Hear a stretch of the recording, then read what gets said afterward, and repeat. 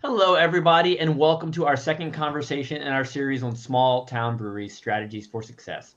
Small town doesn't have to mean small profits. In this conversation, we're joined by representatives from small town breweries from across the continent. From customer preferences to events to marketing, we'll discuss strategies our guests have used to build relationships and grow their bottom line. But first, let's meet our panelists. If you could, let us know where you're located and how many people live in your small town. And Rick, because you are to the right of me and you've done one of these panels before, you get to go first.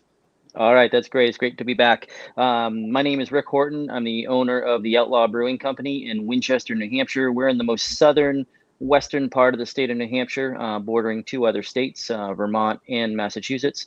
We've got a 240-seat outdoor seating, 15,000 square feet, 10-barrel brewery, and we host live music every weekend. We've actually been selected to do some country music festivals on site. And probably one of the most interesting things about the Outlaw Brewing Company is we are federally licensed as a brewery, as a winery, and as a distillery. I know I told you last time, it sounds like an amazing experience that I really want to visit soon. Yeah, you can come stay in the Airbnb. I know I need to. We're going to dive into that in a little bit as well. Dylan, you're up. Yeah, my name's Dylan Badger. I own and operate Ausable Brewing Co. up in Keysville, New York is our town. It's a little south of Plattsburgh, way up north of Albany, north of what most people think of as upstate New York. We're just an hour and a half from Montreal, Canada, actually. We're out on a farm road in a rural area. The closest town that's a few minutes down the road is 2,500 people, so very rural. We focus on outdoor seating. We don't distribute at all and just focus on bringing people to our place. We've had to expand our parking lot 3 or 4 times at this point to accommodate more people. So we definitely have figured out a strategy that works for us. So, Dylan, I have 2 things for you real quick. First off, it looks like the hoodie you're wearing actually has your last name on it. Is that correct? Yeah. This is a silly hoodie that my dad got for me because I grow pumpkins and he grows pumpkins, and we're like on a farm, so we grow some of our own ingredients and have fun and get silly hoodies from our parents. I love it. Now, one last question. Ausable, am I saying that correctly? Correct, yeah. What is Ausable? So we're in the Ausable River Valley, which spans from up in the high peaks near like Lake Placid, New York, which a lot of people know. That's where the Ausable lakes are, and then the valley, the river runs all the way down to Lake Champlain, and we're right at the base of that, right near Lake Champlain, and right on the backside of the Ausable Chasm, which they try to claim is the Grand Canyon of the East, which is a bit of a stretch, but it's a big tourist destination. They see, I think, 70,000 people a year there, so Ausable just kind of fit with our with the area we were trying to support. Very cool. Thanks for sharing that. Doug, your turn. Doug Toth with Rendezvous Brewing in the tiny town of Hackensack, Minnesota. I think we're going to be the smallest town on here. Our population is 253. We're in the middle of the state, kind of north central. If you know Duluth and Fargo, we're about halfway that way, east-west. And then north-south, we're about 3 hours north of the Twin Cities. Our big town is Brainerd. A lot of people know that from the Fargo movie. And we're just really enjoying having a good time here. And Doug, what's the history behind Rendezvous and why you chose that name? Oh, that's an interesting name. So my wife grew up here, and her grandparents ran a restaurant in the 1950s called the Rendezvous. And they brewed their own beer, and they ran this little supper club in the 50s. And the town actually was about the same size back then. And it just, as we were looking for names of breweries, it just all of a sudden hit us like, wait a minute, Rendezvous. We're a centrally located place for everybody to come. What a great name for a brewery. Awesome. Well, thanks for sharing all that. Yep. Briana, your turn. Last but not least. Hi, I'm Briana. I'm with Cardinal Brewing. We are in a small town in Quebec near the Ontario border. It's sort of off the highway between Montreal and Ottawa. Our town is about 6,000 people in a larger, mostly rural kind of and slightly suburban, I guess, some areas region, which is about 100,000 people in that total area. Awesome. Well, thank you for joining us today. And everyone, I'm excited to dive into this conversation. Now, Dylan, I have a question for you I hadn't initially planned to throw out. You had mentioned that you're only open May through December. Talk to me a little bit about the seasonality at your brewery. Yeah, so our whole region in the Adirondacks is very seasonal, very much a summertime crowd, except in the high peaks where there's, near Whiteface Mountain, there's winter tourism there. But where we are down on Lake Champlain, our population is just like, it's 2,500 in the whole year, but probably closer to 6,000 in the summer. There's so many summer homes here and a lot of summer tourism coming up to Canada and stopping by, or just coming up to hike. So yeah, it really didn't make sense off the bat for us to be open in the winter. And now that we've been doing it that way for over 8 years, I don't think we'll ever fully open, because it's just a nice way for us to be open and busy in the summer season, and we still have a slow season in the fall where our locals really get to enjoy it without too many people there, but then we get a little break in the winter and get to really dive into cleaning up the whole brewery. And you mean you don't take January to April off? Oh, I wish we could, but we do get some time off, and we get to ski and snowboard a bit, which is fun. Awesome. Now, I'm sure you definitely can utilize that downtime. Yeah. Everyone else, do you have unique seasonality within your hours of operation? Yeah, we definitely do. We are also kind of in a snow area and on a rural road and in an old farm. So summertime, people see all the space that we have and they just love it. They love it. It's outside, happens to be in somebody's backyard, and they don't think that we're open in the winter. So, the 30 seats I have inside in the winter, we're pushing as hard as we can to keep them full. And people often are like, "Oh, we thought you closed for the winter." So we've kind of changed our marketing a little bit to make sure that we're talking about wintertime all year long and letting people know we're open all year. Awesome. Doug, you're nodding your head. We are definitely seasonal. We probably do 75% of our business middle of June through the middle of September. It's very much of a touristy area, and the winter time we're sustained by the snowmobilers that go by. There's a trail that runs from Brainerd to Bemidji. It's the longest paved trail in the country, and we get a lot of traffic from snowmobiles.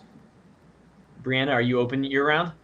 We are. We take a little time off in January. We opened during COVID, and in our region, we had lots of time, since we began, where we were not able to be fully open. We had various restrictions in place. For a while, we could only carry out. Other times, we were at half capacity. And so I just bring this up to say that we've only just passed our first full winter where we actually could be 100% open. So we had no idea what our traffic was going to be like, whether it was going to just crater or not. I was actually pleasantly surprised at how many people did come in January and February. It was definitely a big decrease from the summer, and we noticed as soon as the sun came out and the patio was open, then suddenly business really picked up.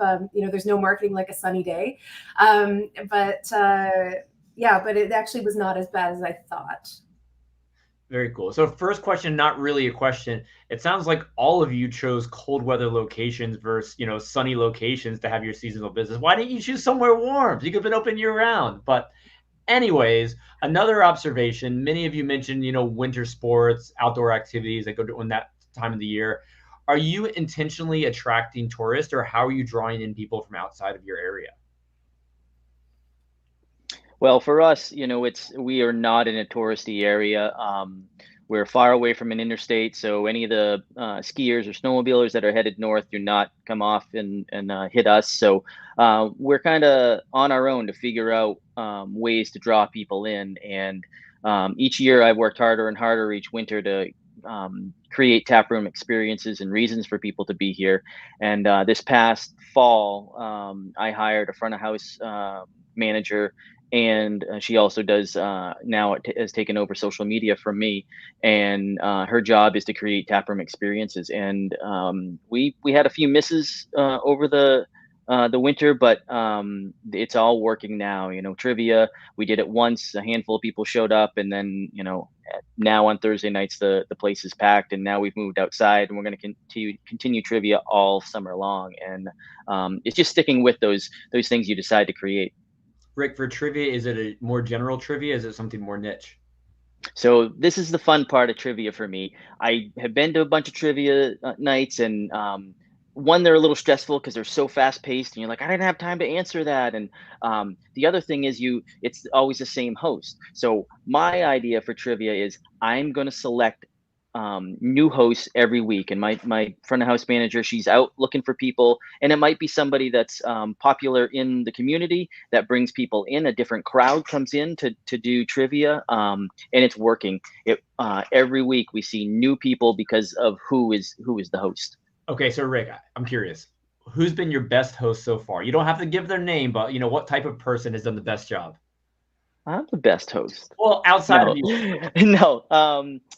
I have a good friend of mine. We do a weekly TV show called OBC TV, and it just kind of gives the updates on what we have going on. And he actually is on the radio, so he's got the voice and all of that stuff. But he's done a few trivia nights for us, and he does a fantastic job. We let them choose their topic. We've had 80s movies. We got one tomorrow night that's country music. We've had all kinds of random things, and either we help them with their questions or they can come up with their own questions. And Kevin, he's done a great job, and he always brings some good folks in. Awesome. Dylan, talk to me a little bit about how you all are attracting people, because obviously those January through April months you're not. So how are you intentionally getting people there from outside your area the other months of the year? Yeah, I mean, we really just focused from the start on having a fun scene. It seems very similar to your spot, Rick, where it's just a rural area, tons of outdoor seating. We have a big outdoor pavilion, live music 3 nights a week, food trucks, and we've actually used the rural thing to our advantage because there's no other place to get that around us. So we are the hip spot. We are a place where you can bring your family, bring your dogs, bring your friends who aren't even into craft beer, but it's a fun scene. And to be honest, we haven't spent more than $100 on marketing in 8 years of being open. Like we don't market at all. We just focus on, we put all of our money that's extra back into making our space as good as possible every single year. Like right now, our pavilion that we built back in 2016, we are expanding it right now so that we can just have a bigger pavilion, a bigger stage, more space for rainy days. But most of our seating's outside, and it's just kind of a fun scene, and word of mouth has been the best possible advertisement for us, where now if you come to our area, there aren't that many breweries, there aren't many things going on. So if you come and you're looking for a fun night out, like we are the spot for it. You mentioned you have live music 3 nights a week. You're in a small rural town. How are you finding talent to perform that much? At first, like we found a few people who we knew, some friends of ours who played in some bands, or a guy who played solo and approached us and was like, hey, I think live music would be a good fit here.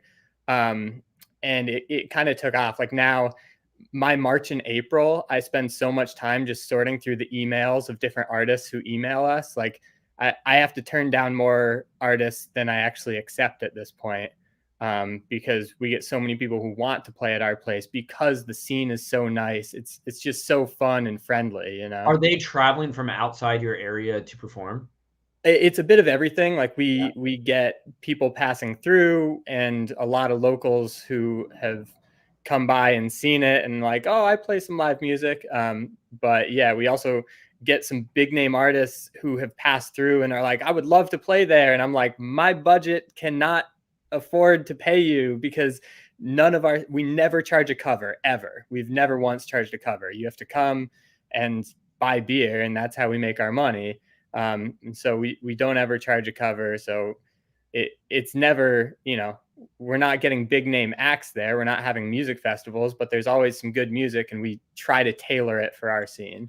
And Dylan, looking at those who come to your events and just come to your tap room, what percentage would you say are locals versus out of towners? I would actually split it up into 3 categories, because there's locals, there's summer locals, and then there's out of towners. And it depends on the time of the year. Like, we throw a couple events in the fall where it is more locals, but in the summertime, on our busier nights, it's probably like 50% summer locals, and then 25% locals, 25% complete out of towners. It's their first time there, or they've been once before maybe. But we have a lot of repeat customers that are people who come up to the Adirondacks every year, and we've just become a main part of their vacations. I guess they keep coming year after year then. Yep. Love it. Briana, how about you? How are you attracting people from outside of your area, and what's working? Yeah, like Dylan, we do a lot with live music, and like Rick too, trivia night is a big one. We have programming in our tap room almost every day. We find that, being where we are, I think one of our big challenges is getting people to realize that they don't need to travel into the city to have a fun night out.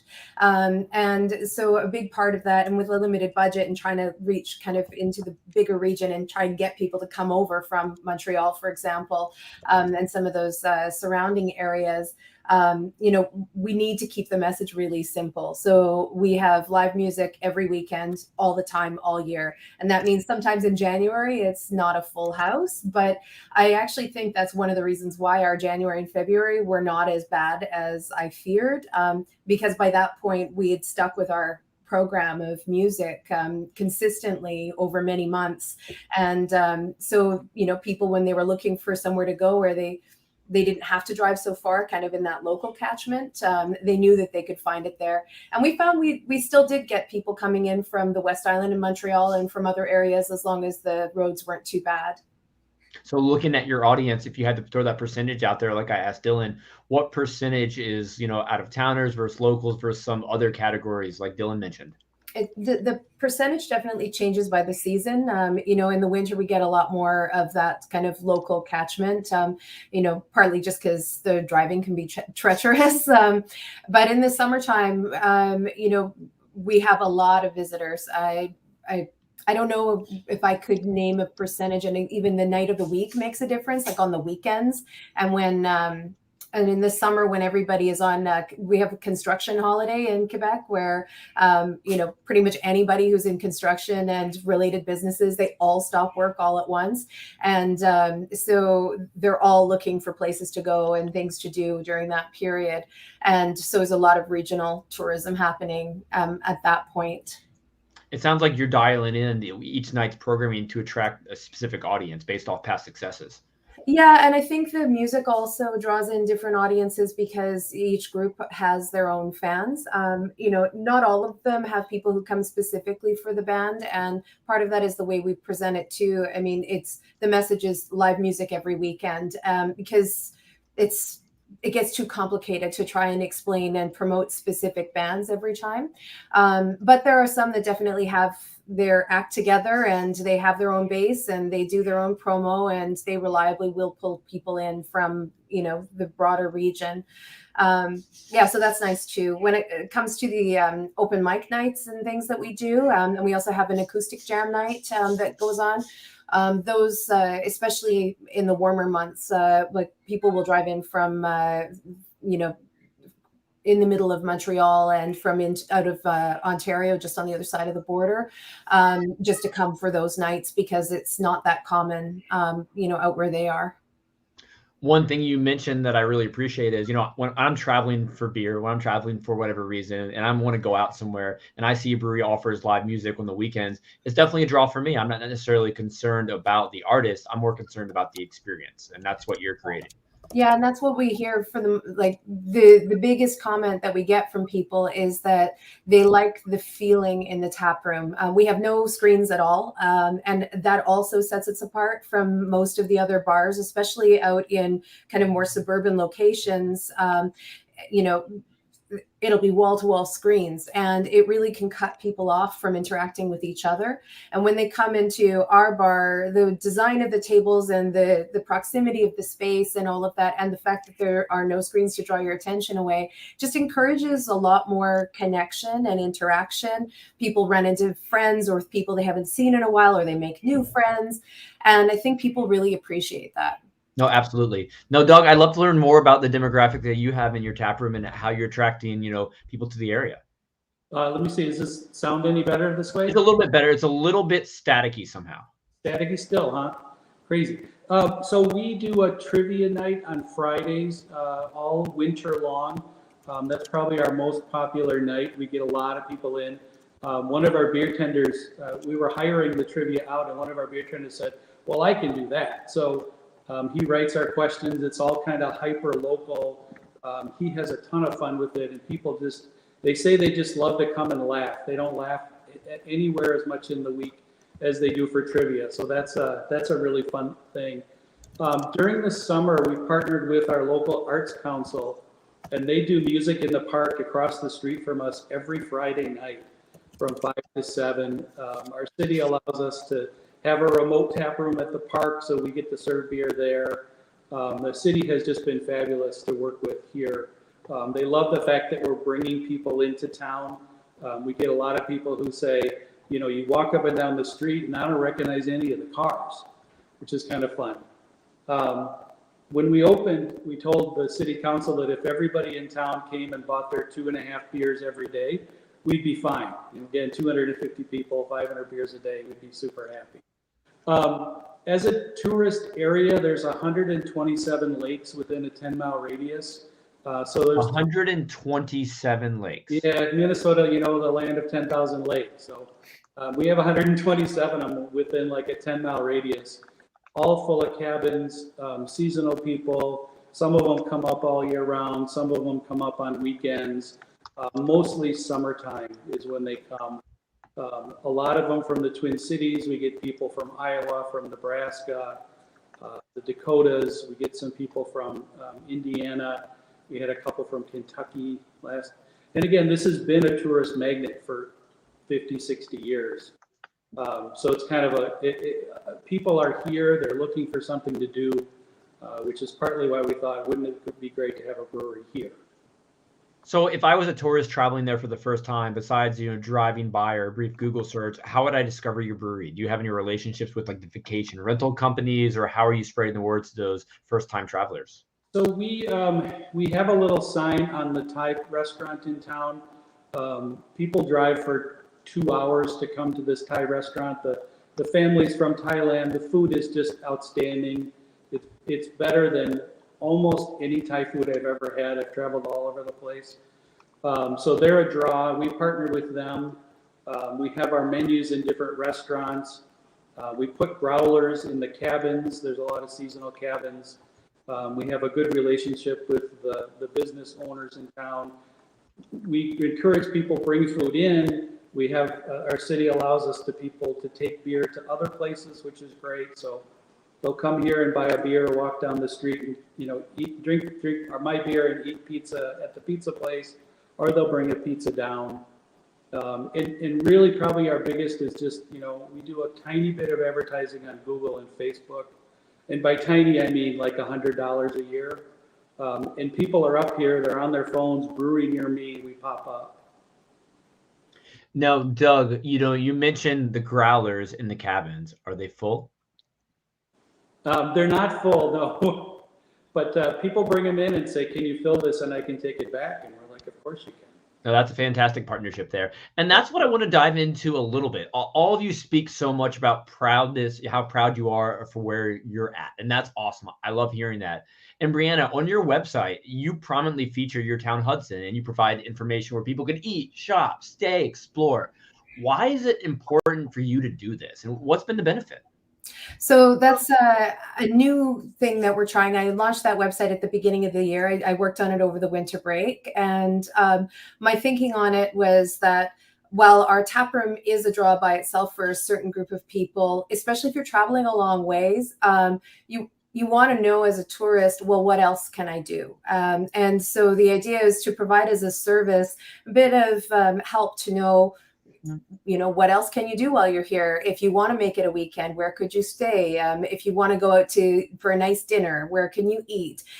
It also provides a way for us to shine a spotlight on our partners. So as I mentioned, this is still kind of new for us, but my plan is to over time feature some of the core partners, within our local region, but even beyond. There's no reason why we couldn't also have kind of like day trip travel guides, or within Quebec, and hey, did you know our beer's in the Gaspé, and you know what else you can do in the Gaspé? So that also provides a way that we can show up in search engine results for things that are not to do directly with our beer. So people don't have to know that Hudson has a microbrewery. If they are looking for information in our region and they find it, through, say, the post about our St. Patrick's Day parade every year, which was very successful at pulling in traffic, by the way, then they can discover that, oh, and look, there's a brewery, and maybe they'll come in. We are also distributed throughout Quebec. And so, even if somebody sees the post on something and, it doesn't activate them to take a trip here, if they are interested in the brand or in the beers that they see, then they can find it somewhere near them. And Briana, what did you do before beer? Well, I'm a marketing consultant. There we go. Yeah, I do especially digital marketing, and I'm a content person. So I've always been a writer. I was hoping you'd say something like that. No, it makes sense. It's great to hear the benefit of it. Now, Dylan, on your website, you take a similar approach. It says why we love Keysville. Why did you put this there? And talk to me about some of your unique community partnerships. Yeah, for sure. Keysville is kind of an unlikely place for a brewery, at least when we started. But years ago, Keysville was a really cool town and had a lot going on for it. And it's been kind of run down for a number of years, but there are a bunch of small farms that started up in our area. And my brother and I were actually, my brother's my business partner, and we were in Vermont, and he was brewing for a bigger brewery there at the time. And we knew we wanted to start our own thing. We bought a small brew system. We were playing with things and looked at Vermont, and we're like, man, it's kind of been there, done that here. Which is funny because now there are 3 times as many breweries as when we decided that. But we looked over to the Adirondacks, where we grew up a couple hours from here in Potsdam, New York. And we looked here and we're like, wow, there really hasn't been a craft brewery movement or a small farm movement, which is, my background is agriculture. And a friend of my brother's was starting a farm here and said, hey, come check this area out. And we did. And we're like, wow, this is cool. There's a bunch of 20-something-year-olds starting small farms and some energy coming into this rural community that it seems like a small rural brewery would really be a good fit. And so we started tentatively. Our plan was to do a CSA type brewery. I was working for a farm. I met all of their CSA members. I was doing farmers markets and was like, I think we have a good in. People seem excited about the idea of a brewery. So let's start small. We'll go to farmers markets, that kind of thing. We happened to find a space that was perfect to put a little tap room in, renovated an old 1800s barn. And before we knew it, after 3 months of running out of that little tap room, we realized like, we don't have capacity to do these farmers markets. We need to focus on the tap room, focus on the space, the outdoor seating, kind of shifted our game plan to really focus on our own space. And what's been so nice about it is that, as others have commented, when people are on vacation, they just search like breweries near me, and they have to drive on this small rural farm road, pass by a meat farm and butcher shop, a dairy farm and cheese shop, a flower farm, and a vegetable farm that are all like young, energetic people that have started this movement to try to bring this old beat up industrial town back. And so we've really like fit into it nicely. And now we actually bring some people here that wouldn't see our road and these other businesses. And it's really our core friends that we're all benefiting from each other.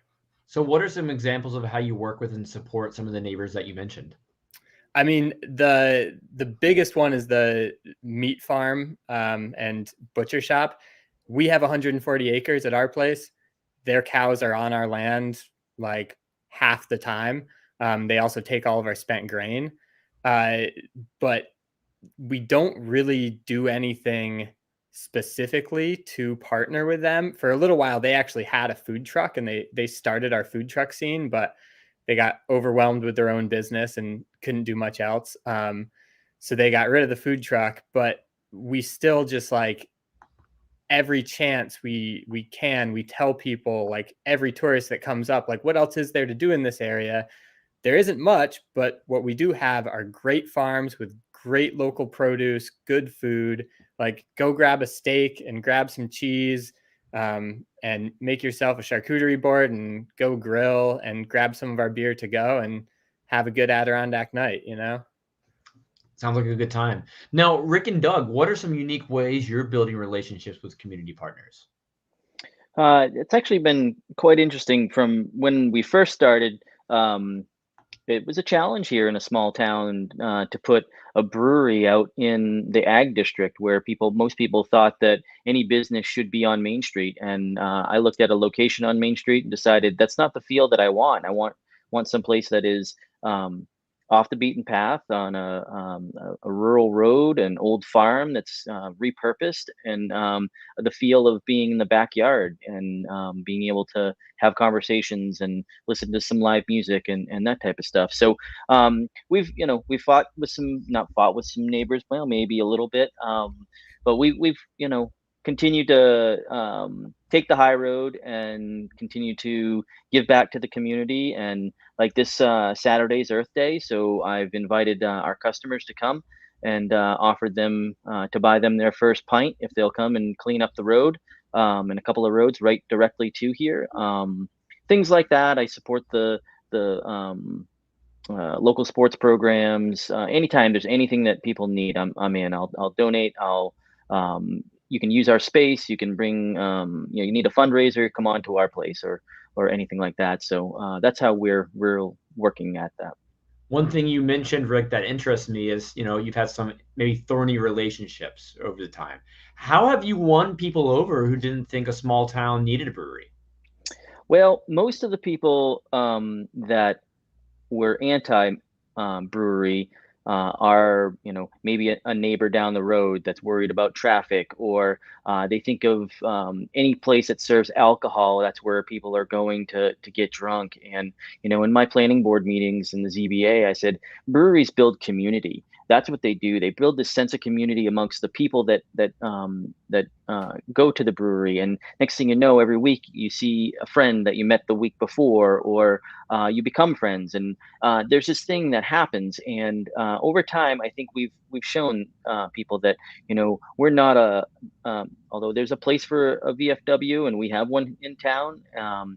It's not that type of vibe, it is all about this special place where people take ownership of it and they're proud to be here. Quite honestly, our little town is a border town that has a black eye, and it's a poor town. Lots of people that are struggling. There's not a lot of jobs around here. Any job is 30 minutes away. Hospitals 30 minutes away. There's no public transportation. History just kind of repeats itself around here, and we're doing our best to think outside the box and create a destination for our town and things that people can be proud of for our town. Oh, I love that mission, Rick. Doug, I'd love to hear from you on this one. Yep, I think a lot of what we do is reflecting Rick too. We partner with a lot of organizations. We volunteer a lot. We do a lot of fundraisers. I mentioned the Northwoods Arts Council. They've been really great to work with, and doing the music in the park. We partner with a lot of local restaurants, and a lot of it is just being a friendly face. And kind of being that safe space for people when they come into town. And we are right on Main Street in Hackensack. We always tell people there's two streets. If you don't see us on the one, try the other one. It is really a small place. But again, people have been coming here and their families have been coming here for years and years and years. And they love that there's a place that is a little bit different. We have a municipal liquor store a block away. We have our American Legion that's 2 blocks away. We have our beer on tap at the American Legion. We love to partner with them for veterans programs and events. We did a fundraiser where we did a beer last year, and we raised money to put wreaths on the veterans' graves. The year before that, we did a fundraiser with Veterans for Canines for Warriors, where they're getting dogs to people with PTSD. So kind of any organization that has passion locally, especially if it's around education, environment, we're going to partner with them. We're going to bring them in. And I think back to our trivia too. We have a lot of people who come in by themselves.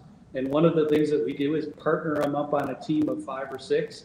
They get to know each other. Suddenly they've got a new group of friends. And they come back the next week. They may be with the same team. They may be with a different team. But it really is about that community and that community building. We're really passionate about it's a people place. We always say we're not necessarily in the beer business. We're in the business of fun and relationships. Doug, you said so many things that I love just now. And one of my favorite things about going to a brewery is getting to know a stranger. I think during the pandemic, one thing I forgot how much I love was the experience of going to a tap room and just meeting someone for the first time. So I absolutely love that you've created that in your community, and you've shared some really unique partnerships. And for the rest of you, you've talked about some partnerships that make sense. They're the common ones we hear across a lot of tap rooms across the country, no matter the size of the community. Are there any more unique partnerships that you had that were a little unexpected that have been beneficial for both parties? Anything outside the box that you're proud of? I don't know if it's outside the box exactly, but this year we have partnered with 2 organizations to release a co-branded packaged beer. We've done it before in the tap room where we had a fundraising beer for one of our local charities. But these ones are a little different because they are being distributed through our network, of grocery stores and dépanneurs and all of these places. So the first one that we did was with the Soulange Irish Society for St. Patrick's Day. We released an Irish Red, and and a portion of the profits from that beer go to support that organization, which does more than just organize the St. Patrick's Day parade. They're also involved in a lot of other charitable work locally. And then the other one, which is about to launch on May 5th, is a special beer for Ride for Dad. That's an annual motorcycle ride to raise awareness and funds for prostate cancer research and awareness, which was kind of an interesting one because it's a cause that part of the mission is to get people talking about something that kind of can feel uncomfortable, and make it just as okay to share stories about it as breast cancer, for example. Since becoming involved with this organization, every time I mention it, it seems somebody knows somebody who went through that.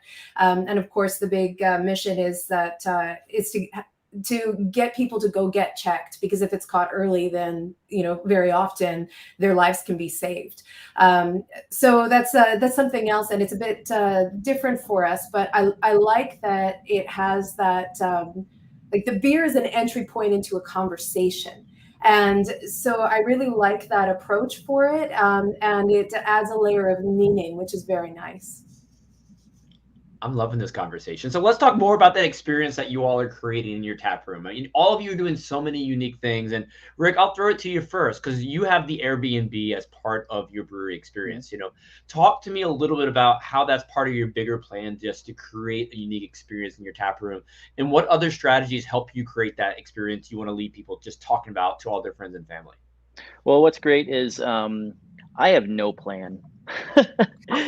Everything I've done has been, hey, let's try this, or I pictured what I wanted my brewery to be like, and I wanted it to be a meeting place and a place for people to hang out. And like the others have said, we're in the people business. We're not in necessarily the beer business, or for us, the beverage business.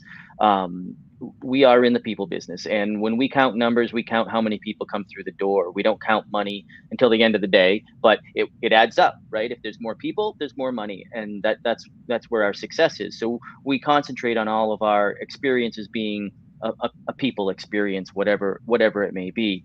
When I added the first Airbnb, it was just a friend of mine that needed a place to stay, and I had a little spot in the farmhouse, and I'm like, hey, I think I can make something. You want to rent it? He's like, yeah, I need it in 2 weeks. I'm like, oh boy, here we go.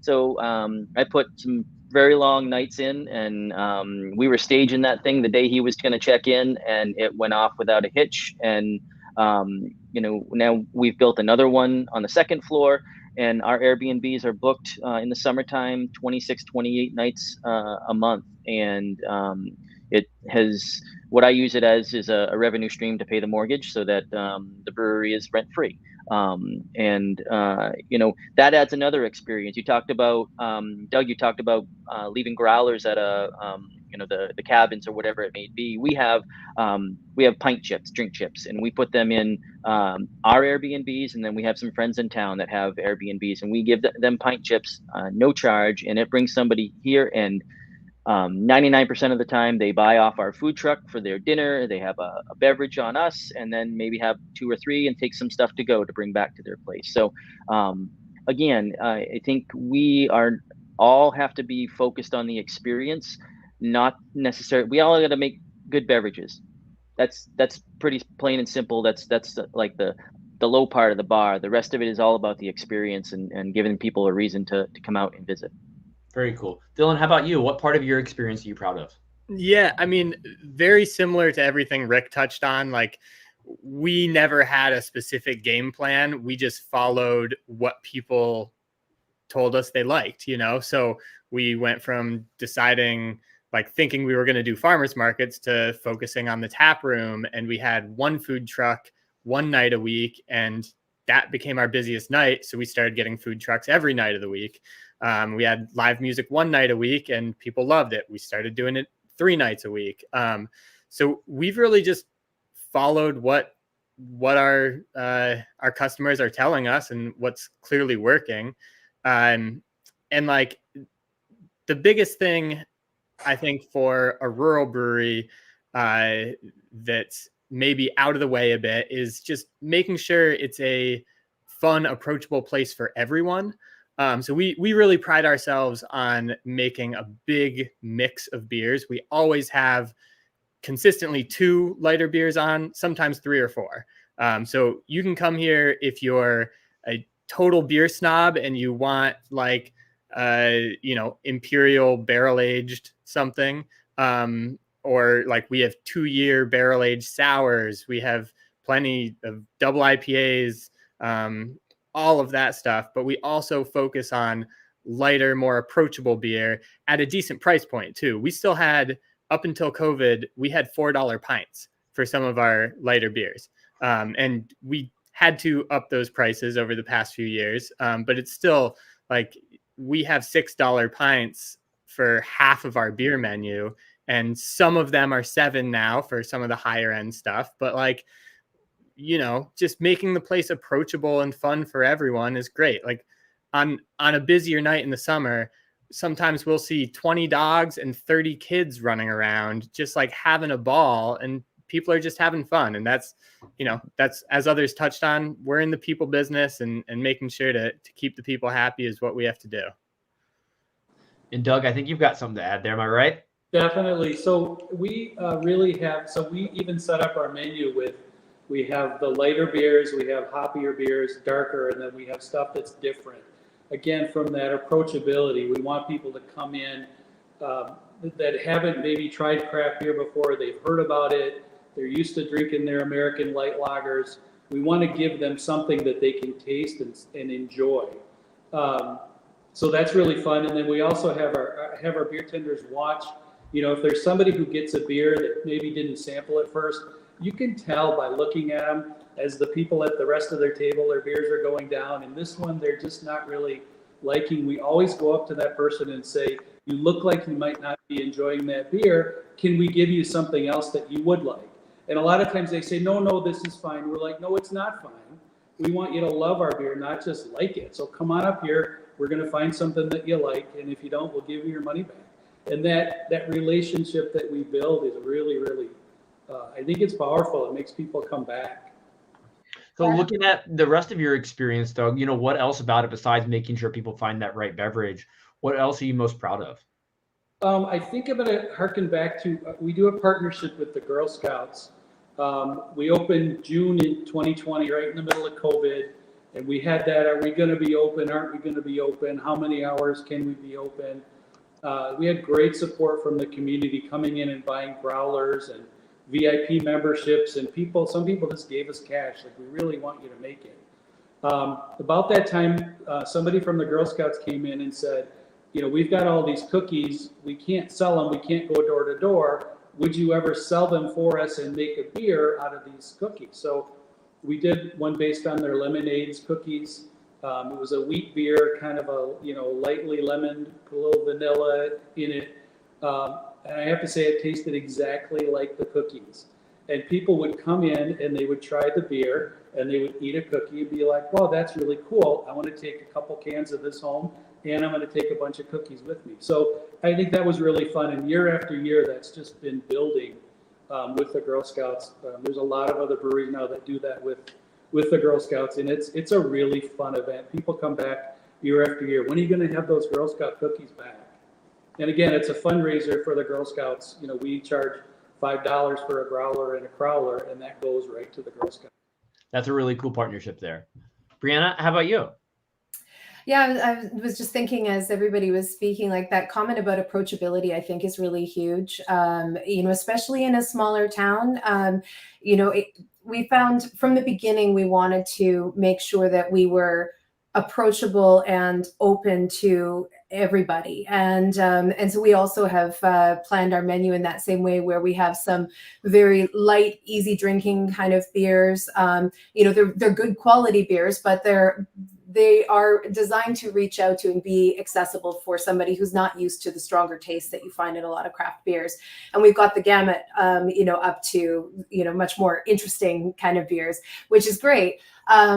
We also made a point of having non-alcoholic options, as a way for the kids, but also to do lighter alcohol mixes, offering radlers and things like that. And not for the kids, of course. Pardon me? Not for the kids, of course. No, not for the kids. But it's a lucky thing that, some of the non-alcoholic options that we have can be mixed in very tasty ways with beers. And depending on your preference, that can be a nice thing. One issue we struggle with is licensing locally related to the sale of other kinds of alcoholic beverages. The popularity of our tap room is such that there are a lot of people who want to come and hang out there, but there are some people who really do not like beer, or they have an intolerance and they cannot drink it. And we would love to be able to offer wine or other options, and we just can't with the licensing regulations. There are too many. We could change our license, but then we wouldn't be able to do some of the unique things that craft breweries can do and that are really core to, who we are and what we want to be. So that's been a bit of a challenge, and we're still kind of struggling with that, to be able to have something that we can offer for those people. Well, thank you for sharing that, because that's something I was curious about for all of you. Industry-wide, we all have industry-wide challenges, but looking at your level, we've heard the rural a lot, small town. What are those challenges that you're currently facing right now? If you had to throw out the number one or number two challenges that you're faced as being a small town brewery, what would you all say that is? I think for me, the biggest challenge is growth, right? When we came in, we talked about being a small brewery, and this is, what we're going to do. And COVID took us from, 70 seats to 240, and a 2-hour wait during COVID to get in, and a parking lot with 110 spots, and for high volume days, renting the neighbor's hayfield to have more parking. And going back to the planning board, especially since the last time I went back, it's been 2 years now. They're like, ask for whatever you want, whatever you dream of, whatever you want. I'm like, whatever you're planning for. I'm like, I don't have a plan. I want to, build this thing, and we exceed our expectations every time. And I have to go back again, and I have to ask for some additional square footage. And these a lot of these people that sit on these boards, some have their own agenda. Some have their own thought of what their little town should be and whether it should have a big brewery. And then they start to think, well, Anheuser-Busch is going to come in now and they're going to put up these big buildings because, we let them do that. And they start to design these ordinances that you can see the writing on the wall that it is because of what we have done. They're like, well, now you need a special exception to have a brewery in the ag district and the aquifer, and we got to protect this and that. And that's the small town politics are challenging, and ZBA and planning board and that type of stuff is very challenging, mostly because they don't understand our business. But I imagine building relationships is so vital to overcoming that. It is, or you just wait out the person that's in office till somebody else comes in. One of the challenges that we're facing, like our tap room's going very well, and we're pulling in enough people to make that work, and the growth is steady and all that. For us, it's the distribution side that we're really focused on building up, and being in a less populated area further from major centers makes it really challenging to have face time with our customers. And one thing that we've really heard is that when it comes to the people who are buying beer for their specialty stores or for restaurants and for these kinds of customers, they really want somebody to come drive up and say hello face to face. And that's a long trip for some of these, and it's very difficult with limited staff. So we were working on it, but I sometimes think, oh man, if we had more of those places closer to us, we could, make the circuit much more quickly and with many fewer people. Yeah, actually, you touched really briefly there on limited staff, which I think most of us probably have that issue in a small town. Not just limited staff, but limited skilled staff. So in my area, I'm fortunate that I do get people reaching out and saying, hey, I'd love to work for you in the summer if you're hiring. But there are very few people who actually know how to talk about craft beer. And I'm lucky, my brother and I, we both brew, we both kind of do everything in the brewery. So we don't need to hire much, but we still have hired for someone to help a little bit, clean kegs, or on busier days, helping out with some things. And there's nobody here who has any brewery experience. So I know that's a big problem. I've talked to a lot of other regional, like small breweries in rural areas that have said, yeah, like finding staff that know how to even just pour a pint properly or describe the difference between an IPA and a Pilsner is always a difference. And, in a big city, you probably have a few more people to pick from in that field. So Dylan, how do you overcome that? We get lucky. Just talk to me about how you get lucky finding the right people, and how are you successfully training them to, interact with guests and know totally. So we have found almost all of our employees, and I should probably just take out almost. I think every single one of our employees has come through a friend. So someone who is recommended, like this person would be a good fit. We know they're a hard worker. And we have had one or two issues with employees who didn't turn out to be as good as we were hoping. But we really try to sit down with them and talk about the beer before we agree to hire them and get a sense of, you don't have to know craft beer that well. You just have to be willing to learn. And it's pretty easy to tell, pretty easy to get someone's character, talking to them for an hour and learning about it. But, knowing that a friend recommends them definitely helps. So I think recruitment is the other big side of it. Sorry to That's jump exactly in. it. No, you're right on. I was going to say, sorry, not recruitment, retention. That, like for us, it's keeping the good staff around and actively monitoring with them to make sure that, that what we're offering is meeting their needs and vice versa. Not taking them for granted, because every time we don't have to replace somebody, that's a very good thing. No, Rick, you mentioned recruitment. Dive in. Yeah. So my son said it to me one day. He's like, Dad, you don't hire people, you recruit them. And he's 100% right. I spend all my time looking at people, talking to them. They become customers or friends or whatever it may be, and I recruit them. I'm like, hey, you wanna be a pourer? You wanna work on our food truck? You want a cellar? My brewer, who never brewed a beer in his life, has been brewing my beer for 2.5 years now, without missing a beat. And one day I said to him, I said, hey man, you're just doing it. He's like, I just do it how you told me to do it. And I can give you, I have a couple of them on staff. One's a part-timer. I have 3 full-timers, but the personalities that work very well, or having previous experience, one of them is a machinist, or 2 of them are machinists. They have the perfect personality and experience to do things over and over and over again the same exact way. My kitchen manager is a baker and a musician. So think about who they are and how they fit, and how, you know, the things that they do passionately can really fit to what we do in the people business. Awesome. Thank you for sharing that. Yes, Now, sir. Doug, I love to hear, the challenges you're currently facing. Probably the biggest challenge is the seasonality.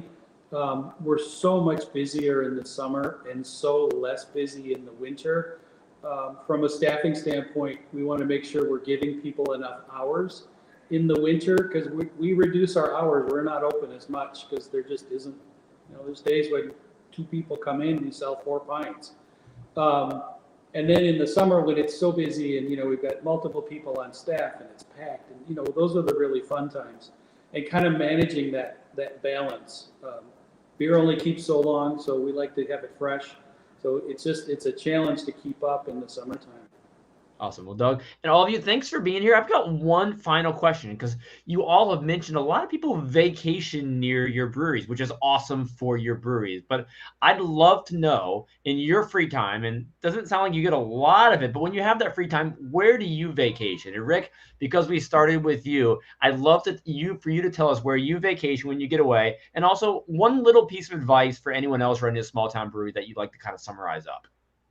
Yeah, so I spend quite a bit of time in Florida. I have a handful of friends down there. I'm a private pilot, so I have a friend who owns a couple of airports down there. So we hop around Florida and do some things like that. But my wife happens to be a respiratory therapist, and she has decided that now that our kids are off doing their own things and older, that we're going to travel. So actually next week we leave for a cruise to Alaska, and just last fall we went to Egypt. So traveling is kind of our fun thing that we do. Oh, that sounds amazing. Enjoy your trip. As far as advice goes, couple of quick things. Don't give up. Live the dream. Stay true to what you wanted it to be. Don't ever veer from it because you think this is somebody said I should have done this. Do what you dream and build it. Evolve. Don't be pigheaded. Evolve if you need to evolve. The other thing, and I speak to a lot of local colleges, to the business communication classes, and I have recently started closing the presentation with, take care of yourself. It's a very stressful business. If you don't take care of yourself, you're never going to be able to take care of your business. I've just last year got diagnosed with diabetes, and I said, you know what? My job is to take care of who I am in my body to make sure that I can live this dream as long as I possibly can. So that's a super focus for me as a business owner, a parent, and a friend to all my customers. That's really important advice there. Thank you. Yeah. Dylan? Yeah, I mean, I'm married to a chef and I'm a brewer, so we travel anywhere where there's good food and good drink. I'd say our most frequented spot is Portland, Maine, which I just absolutely love. But last fall we were in southern France, absolutely gorgeous, and we've been everywhere from like Ireland to New Zealand. So anywhere we can go. It's just fun to get out when we do have a little extra time. My biggest advice, honestly, is just to create the space that you would want to drink in. Like if you take a step back and look at your place on a night when you're open, it's like, is this a fun place to come? And, if that's not enough to get people in there, then start to do some promotions and things like that. But first and foremost, just make it a fun place to hang out, And if you don't have a fun place, you might have a problem, honestly. Yeah, exactly. Doug, where's your vacation spot? Yeah, my wife and I, we love to go to the Caribbean. Winters get really long in Minnesota. Once it gets to be end of February, early March, you got to get away somewhere. Most of our trips involve going to visit breweries and sampling other beer from other places. We haven't had a long vacation for quite a while, but we do try and get away weekends here and there, and usually it's a beer kind of a tour destination. And advice, I always tell people Minnesota had 800 breweries before Prohibition. We're about 220 right now. The market is not saturated, especially in outstate. If you're interested, do your homework, do your research. And like Dylan said, create a place that's fun, that you want to be. Customers will find you. They're attracted to fun. They're attracted to that love. And it'll work. It's hard work, but it'll work. Thank you for sharing all that. Doug, Briana, take us home. For vacations, most of the time I do driving vacations, and I really love visiting small towns. Actually, I find they're very authentic. They've usually got cool arts communities and cool people, and I like little boutiques and little shops and all of that. And we're really fortunate, within this region, there's a ton of them, including the Adirondacks. That's been, a nice drivable vacation from here. But my next vacation that I have planned is actually to France. I'm going with my son, who's 16. We're going to go, just the two of us, and we're going to go see as many medieval castles that we can fit in while we're there. Castles are one of my favorite things. Castles and waterfalls and traveling to small towns. Yeah, exactly. And actually, we're going to a bunch of small towns in France as well, which I'm looking forward to even more than going to Paris and all of that. In terms of advice, I guess I've got two things that I would say. The first is to be brave about identifying the problems that exist in your business and to take strength in fixable problems. Doesn't matter how many there are, if they can be fixed, then you can fix them. And that is a very good thing. Once the problems are known, you can deal with them. It's the ones you don't know about that you should be most afraid of. So that's the first thing. The second is, I think that everybody really should try to spend as much time as they can operating in their zone of genius. And that's different for different people. But if you know you're great at something, try and structure your business so that other people can do the things you're really not great at, so you can spend more time doing the thing that only you can do. Briana, you should write a book. Very shady.